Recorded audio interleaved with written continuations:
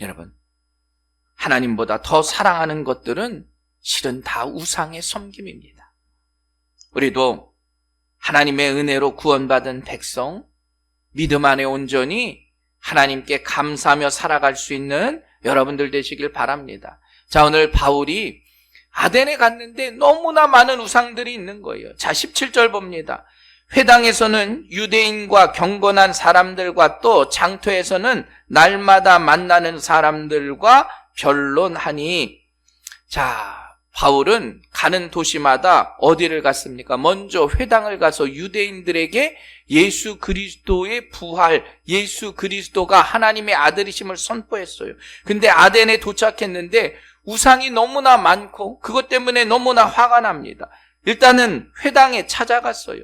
회당에 있는 유대인들에게, 야, 아덴 사람들은 우상을 많이 섬기는 사람들이다. 먼저 너희들은 하나님을 알기에 경건한 사람들이기에 그 사람들에 대해서 변론했습니다. 또 장터에 나가서 만나는 사람들과 변론했어요. 너무나 우상이 많은 이 시대에 우상의 그 잘못됨과 허상에 대해서 이야기하면서, 야, 하나님만이 정말 참신이다. 저 우상들은 다 거짓이니까, 우상들은 다 사탄의 속임수이니까 너희들 그거 잘못 믿고 잘못 살아가고 있는 것이다. 그들의 어리석음에 대해서 이야기하는 겁니다. 그런데 여러분, 그런 논쟁은 실은 의미가 없어요. 왜냐?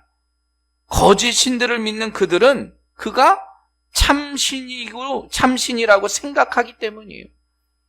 여러분, 이단에게 아무리 가서 이야기해도 깨닫지 못하고 듣지 못하는 것과 같습니다. 누가 뭐래도 그 말을 듣지 않으려고 한다는 거예요. 한번 생각해 보십시오. 어떻게 보면 참 바보같이 보이는데 거기에 빠져 들어가는 거예요. 여러분, 허모모 씨 아시죠? 저기 어디죠? 거기 송추 옆에다가 무슨 자기 국 만들고 불로유를 판대요. 불로유. 먹어도 늙지 않는 것. 그런데 보니까요, 서울우유 사다가 거기다가 자기 스티커 붙여가지고 10만 원씩 팔아요. 제가 오늘 여기 편의점 가가지고 제 잘 나온 사진 하나 딱 붙여서, 우리 권사님, 불로유입니다. 이거 먹으면요, 내가 늙지도 않고 몸에다, 얼굴에다 바르면 그냥 피부가 탱탱해져요. 여러분 하시겠어요? 우리 목사님 이상하네. 어떻게 저런 걸 팔지? 그런데 놀라운 건 많은 사람들이 그 불로유를 사요.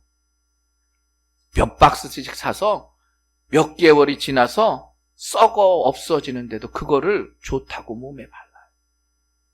어리석다고 이야기하는데 그렇지 않다고 생각하는 거예요. 똑똑한 것처럼 말하지만 실은 다 어리석고 거짓말에 속는 겁니다. 우리가 인생을 살아가면서 특별한 은혜가 우리 안에 있지 않으면 바른 믿음을 가질 수 없어요. 여러분, 세상의 수많은 거짓 가운데서 우리가 그 진실함을 찾기 위해서 믿음을 지켜나가는 것이 얼마나 어렵냐는 거예요. 지금 바울이 아덴에 갔어요. 바울이 보기에는, 야, 저 사람들 너무나 어리석고 너무나 말도 안 되는 거짓 신을 섬기고 있는데 마음이 답답한 거예요. 화가 나고 격분해서 그들에게 복음의 말씀을 전하는데도 알아듣질 못하는 겁니다. 자, 18절 말씀. 어떤 에피쿠로스와 스토아 철학자들도 바울과 쟁론할세, 어떤 사람은 이르되 이 말쟁이가 무슨 말을 하고자 하느냐 하고, 어떤 사람은 이르되 이방 신들을 전하는 사람인가 보다 하니 이는 바울이 예수와 부활을 전하기 때문이로라. 자, 아덴은 우상들만 많은 게 아니에요. 아덴은 철학도 발달했습니다. 인간의 심오한 문제를 연구하는 거예요. 여러분, 그 그리스의 수많은 철학자들이 있잖아요. 그 당시에 에피쿠로스 학파와 스토아 학파의 두 학파가 있었습니다. 나름대로 이들은 거짓의 신들이 아닌 심오한 학문을 가지고 인생을 공부하고 연구하고 철학적으로 사고했어요.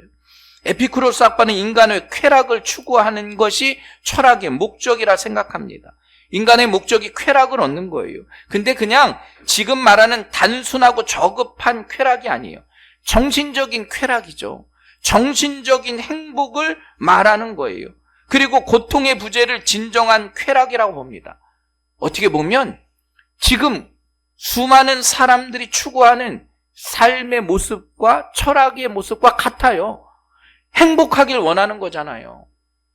욜로족 아시잖아요. 즐겁게 인생을 살려고만 생각하는 거예요. 또 스토아 학파는 철학을 한마디로 질서 있는 흐름과도 같이 생각하는 거예요. 인간은 생각을 따라서 참된 행복을 얻을 수 있다. 이 두 학파의 공통점, 그 스토아 학파는 덕과 이성을 통해서 내적인 평온을 중요시해요. 그럼 지금 어떤 종교들도 마찬가지잖아요. 어디 가서 선을 하면서 묵상을 하면서 마음의 평온을 얻으려고 해요. 실은 이미 2000년도 넘는 그 시대에도 철학자들은 그걸 원했어요. 그리고 이 두 학파의 공통점은 무신론이에요.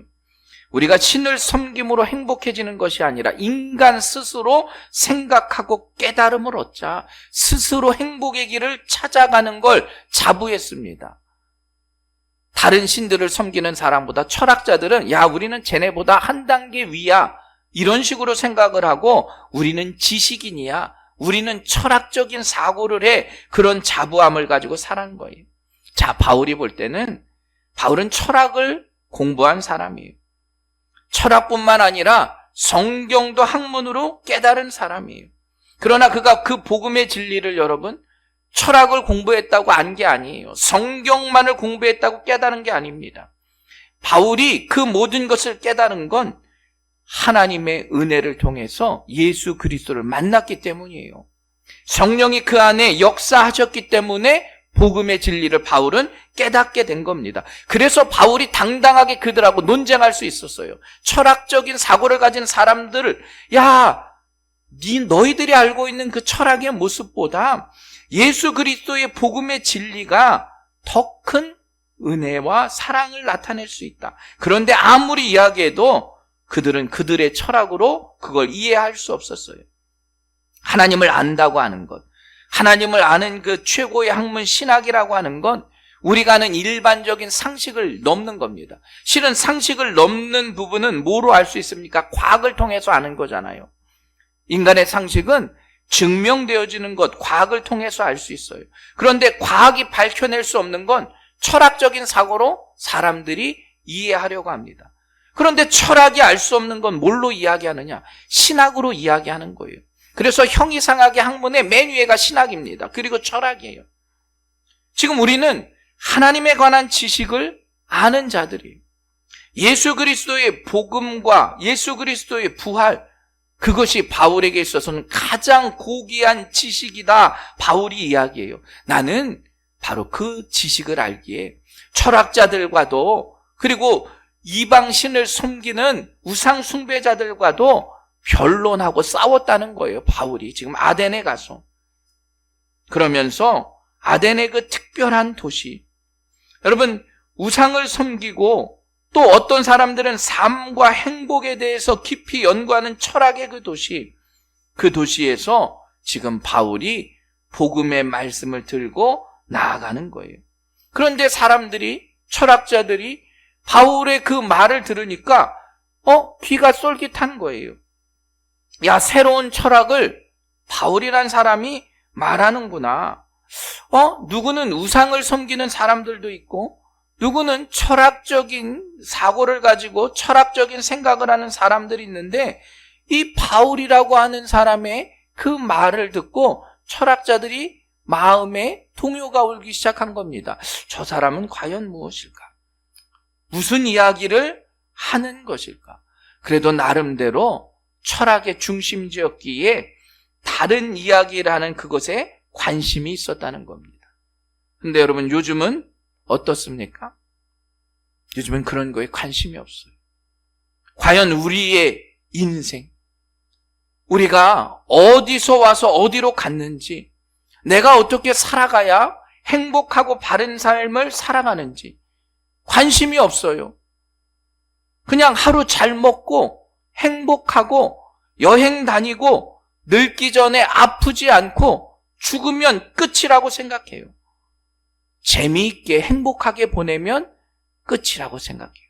아까 말했듯이 이미 에피쿠로스 학파나 스토아 학파가 그 오래전에 철학적인 사고를 가지고 자신들이 인생을 행복하게 살길 원했던 시대와 같다는 거예요. 그런데 복음은 바로 그런 사람들 가운데서도 특별한 사람들에게 진리의 말씀이 선포되고 이해된 거예요. 우리가 철학적인 사고를 통해서 아무리 성경을 알고 성경을 깨닫는 것을 뛰어넘어서 성령의 은혜가 우리 안에서 함께 하지 않으면 바울과 같은 깨달음은 있을 수가 없습니다. 오늘 바울은 그 마음을 가지고 아덴에서 그들과 함께 논쟁해요. 자, 19절 말씀 봅니다. 그를 붙들어 아레오바고로 가며 말하기를 내가 말하는 이 새로운 가르침이 무엇인지 우리가 알 수 있겠느냐.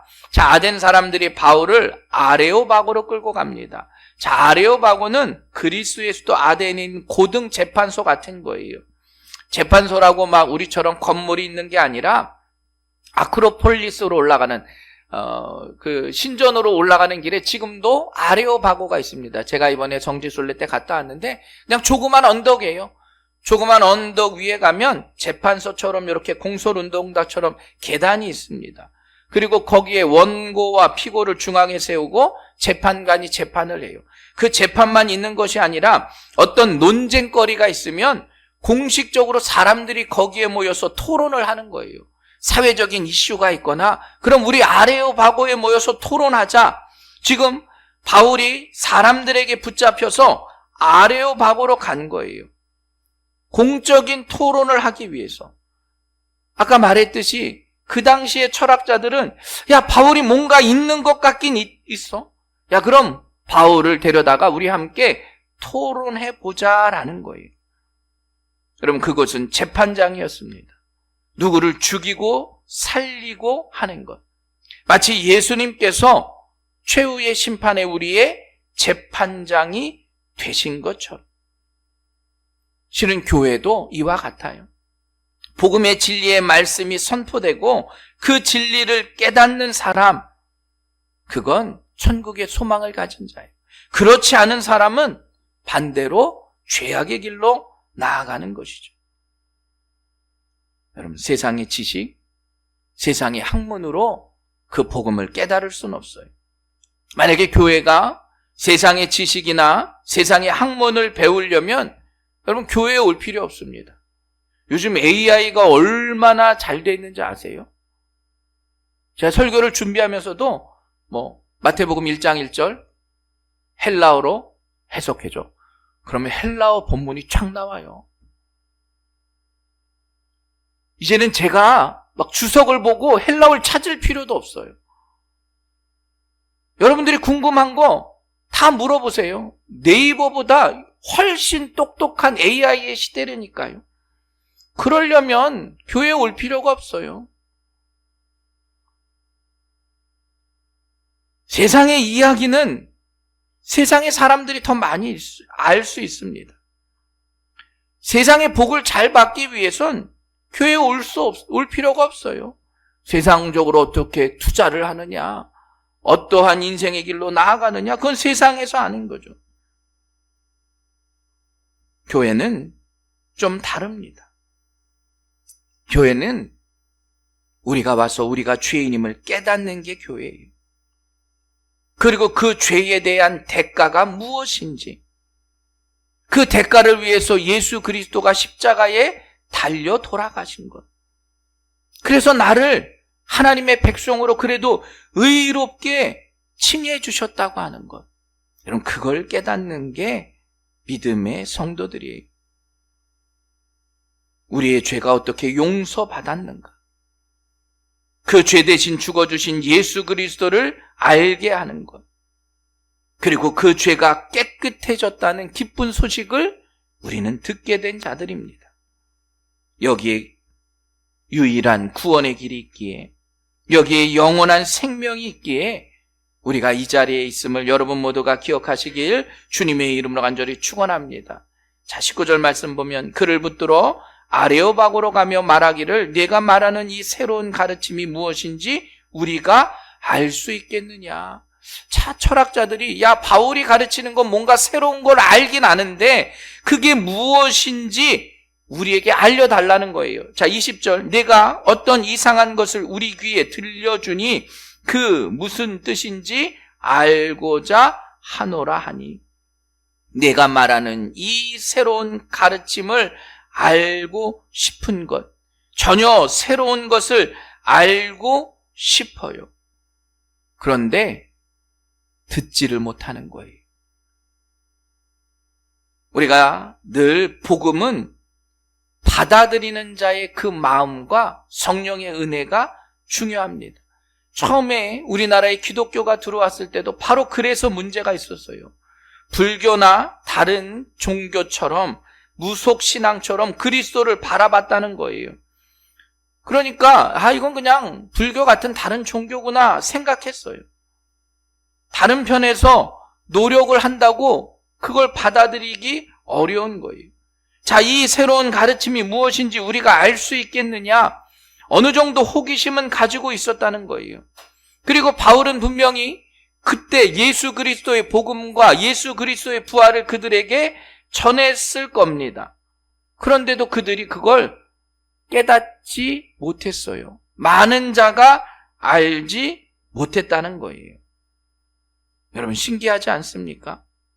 그래도 자신의 인생에 있어서 행복을 추구하렸던 사람인데 그들이 철학적으로는 놀라운 사고를 가지고 있는데 바울이 전하는 복음의 말씀은 알아듣지 못해요. 야, 우리가 그거 알 수 있겠니? 바울로 좀 정확하게 설명해봐. 그 당시 아덴 사람들은 그런 철학적인 사고를 가지고 참된 인생을 찾으려 했습니다. 참된 행복이 무엇인지 다른 사람들보다 더 깊이 생각하고 나아갔어요. 그런데 아무리 좋은 철학적인 사고가 있어도요, 아무리 좋은 인생의 법이 있어도 그 인생의 법을 따라가고 인생의 법대로 살아가면 결코 하나님의 말씀을 깨달을 수 없다는 거예요. 그 많은 사람들 가운데 누가 그 말씀을 깨달을까? 아주 특별한 사람들. 하나님에 대한 마음이 열려있는 사람들. 내가 무엇을 찾기 위해서 노력하고 인간답게 살려고 노력했던 그 어떤 사람들만이 그걸 깨달을 수 있었다는 거예요. 여러분, 지금도 마찬가지입니다. 지금도 복음은 선포돼요. 우리 성도님들이 어디 가서 전도도 하잖아요. 그렇다고 그 사람들이 그 복음의 말씀을 다 깨닫느냐? 아니에요. 아무리 전도해도 알지 못해요. 아무리 설명해도 이해하지 못해요. 지금도 그 복음을 받아들이는 사람은 극소수에 지나지 않아요. 우리가 전하는 복음이 무엇인지 관심 가지고 귀를 기울여도 그 복음을 온전히 알아듣지 못해요. 교회는 그 복음을 전하는 역할을 감당하는 거예요. 그리고 그 복음을 받아들이는 사람의 마음은 우리는 알 수 없어요. 우리 인생의 가장 큰 죄가 하나님을 배반하고 사탄에게 넘어가 우상 숭배를 섬기는 일이라면 여러분, 빨리 그곳에서 나와야 합니다. 복음은 예수 그리스도가 우리에게 유일한 길임을 깨닫는 자입니다. 그리고 그 진리를 아는 자들이에요. 그 진리가 온전히 선포될 때 그 복음의 진리를 따르는 것, 그게 바로 믿음의 성도들의 삶임을 여러분 모두가 깨달으시길 간절히 축원합니다. 그런데 여러분, 너무나 가슴 아프게도 제단에서 선포되는 말씀이 어떤 경험적이거나 철학적인 이야기가 되어서는 안 된다는 거예요. 복음의 진리가 선포되고 성경의 말씀이 선포되는 그러한 일들이 나타나야 된다는 거예요. 예수님을 믿고 따르자고 하는데 바른 복음이 전해지지 않으면 문제가 되는 거예요. 근데 참 희한하게도 그 엉터리의 철학, 다른 복음들, 거기엔 사람들이 많이 모이게 되는 거예요. 복음도 없는데요. 진리도 모르는데요. 온갖 거짓들이 난무하는데요.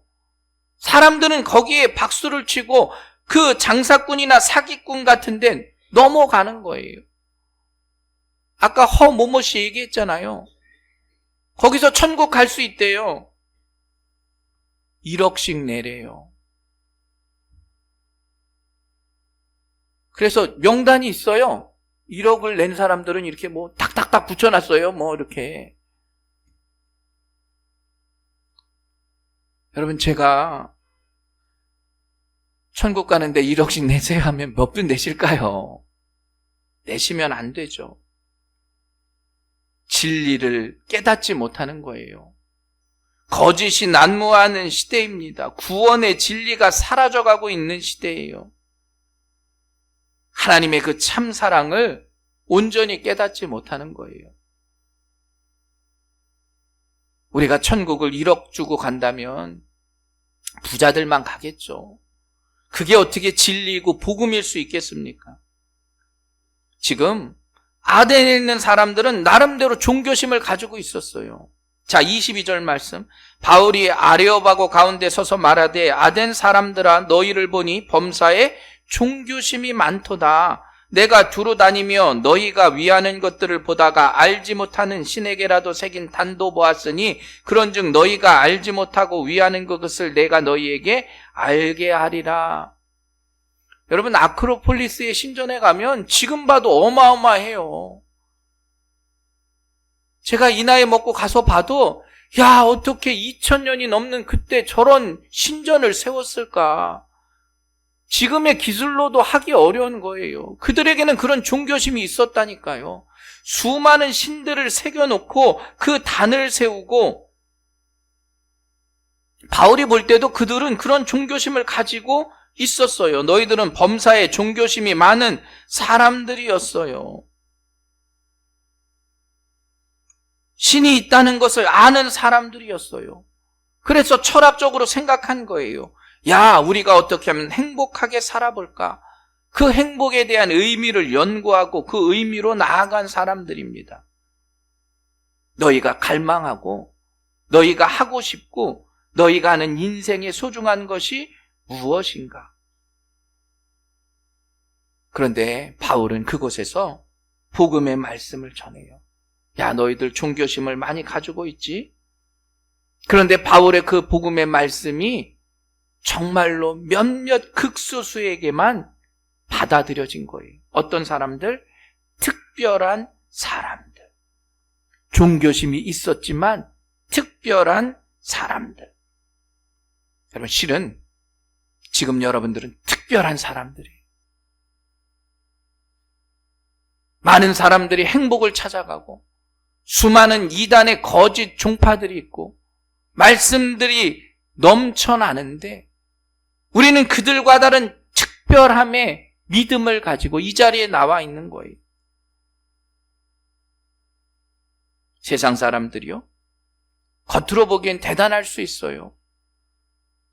많은 것을 배우고 권력을 가지고 지식을 가지고 돈을 자랑하며 살 수 있어요. 그런데 여러분, 늙고 병들면요, 그런 거 다 필요 없어요. 인생의 문제를 어떻게 해결하느냐, 우리의 남과 우리의 죽음을 어떻게 우리가 정의하고 살아가느냐, 그 인생의 문제가 괴로워서 누구는 술을 마시고 누구는 마약에 손을 대고 누구는 자신의 목숨을 끊기도 해요. 행복하려고 했지만 불행의 길로 가는 게 인생이에요. 아덴의 사람들 그런 종교심을 가지고 있었어요. 그리고 자신들도 행복하려고 노력하고 지식의 지혜를 가지고 어떻게든 나아가려고 했습니다. 그런데 깨닫지 못했다는 거예요. 자, 오늘 우리의 영혼에도 이와 같습니다. 우리도 행복해야 합니다. 세상 사람들처럼. 그러나 우리의 그 영혼에는 뭔가 특별한 것을 허락해 주셨습니다. 그걸 선제적인 은총이라고 말해요. 복음의 진리를 깨달을 수 있는 마음. 장로교에서는 그걸 예정과 같이 이야기해요. 많은 사람들 가운데 우리를 택해 주신 거예요. 그런데 감리교에선 그 보편적인 진리가 누구에게나 있어요. 모든 사람에게 동일하게 하나님의 선제적인 은총이 있습니다. 그런데 그걸 내가 깨닫느냐 깨닫지 못하느냐, 그게 바로 중요한 거예요. 하나님의 계획하신 놀라운 그 비밀의 경륜, 세상 사람들이 알 수 없는 그 비밀을 우리는 깨달은 자들임을 기억하시길 간절히 축원합니다. 그 특별한 비밀을 알 수 있는 마음을 나에게 허락해 주셨다는 거예요. 그 비밀을 알 수 있는 특별한 종교심을 우리가 가지고 있다는 거예요. 하나님의 택함을 받은 하나님의 백성이 바로 우리 새생명교회 성도님임을 여러분 모두가 깨달으시길 간절히 축원합니다. 우리의 인생에 있어서 가장 최고의 지식은 바로 그겁니다. 예수 그리스도의 십자가의 복음을 믿고 따르는 것, 그 복음의 진리를 우리가 알고 있는 것, 그리고 그 특별한 은혜를 나에게 주셨기 때문에, 그 특별한 마음을 나에게 허락해 주셨기 때문에 우리는 그 특권을 가지고 사는 자들입니다. 자부심을 가지세요. 내가 예수 믿는다고 여러분 어디 가서 당당하게 이야기하십시오. 나는 그리스도인이고 나는 교인이다. 자부심을 가지고 살아가십시오. 나는 하나님의 그 놀라운 은혜를 내 마음 가운데 나는 믿고 사는 사람이다. 여러분 담대하게 살아가시길 간절히 축원합니다. 그럼 교회 다니는 게 죄인가요? 아니잖아요. 우리가 그들보다 뭐 잘 못 사나요? 내가 그들보다 더 도덕적으로 뭐가 문제가 있나요? 아니에요. 예수 믿는 사람들이 뭐가 잘못됐나? 왜 우리가 욕을 먹어야 합니까? 우리의 그 믿음이 얼마나 대단한지, 하나님께서 나를 택하시고 그걸 깨닫게 하신 게 얼마나 큰 은혜인지 우리는 자부심을 가지고 믿음 안에 살아야 합니다. 내가 온전히 믿고 나아가는 그 보람의 삶이 있어야 된다는 거예요. 여러분 그 선제적 은총을 우린 받은 자들입니다. 그 진리를 깨닫고 하나님의 음성을 들을 수 있는 마음이 내 안에 있음을 감사할 수 있는 여러분들 되시길 간절히 축원합니다. 저는 누구처럼 천국 간다고 그렇게 얘기하지 않아요. 그렇게 얘기하면 그건 거짓인 것이 확실한 거예요. 말씀 이외에 다른 것들을 이야기하는 것에 현혹되어서는 안 된다는 겁니다. 우리가 알 수 있겠느냐? 아덴의 사람들이 바울이 이야기하는 걸 그래도 들으려고 야 지금 알려줘 했는데, 바울이 아무리 선포하고 아무리 이야기하고 강론하고 변론해도 하나님의 음성이 그들에게 들려지지 않았다는 거예요. 복음의 진리를 깨닫지 못했다는 겁니다. 여러분, 복음의 진리를 깨닫는 우리 새생명교회 성도들은 복된 자들임을 기억하십시오. 하나님 그걸 칭찬해 주시는 거예요. 야, 너희가 어떻게 신앙생활하고 주일날 안 빠지고 이런 게 아니라요. 야, 네가 정말로 복음의 진리를 깨달았구나. 그 신앙을 잘 지켜나갔구나. 그래야 내가 죽음 앞에서도 담대할 수 있고 그 특별한 마음을 주셨기 때문에 내 믿음은 흔들리지 않음을 고백할 수 있는 겁니다. 여러분 그 믿음이 얼마나 크고 위대한지를 감사하시고 자랑스럽게 여기십시오. 자부심을 가지십시오. 나는 예수 믿는 사람입니다. 당당하게 이야기하십시오. 복음은 절대 변함이 없어요. 그 복음은 절대 흔들림이 없는 겁니다. 바울이 아레오바고에서 선포했던 그 복음이 오늘도 이 나라와 이 민족의 강단 위에서 선포되는 은혜의 말씀들이 되길 간절히 축원합니다. 그 위대한 믿음을 믿는 자들이 우리들입니다. 그 특별한 믿음을 믿는 자들이 여러분들임을 깨달으시길 간절히 바랍니다.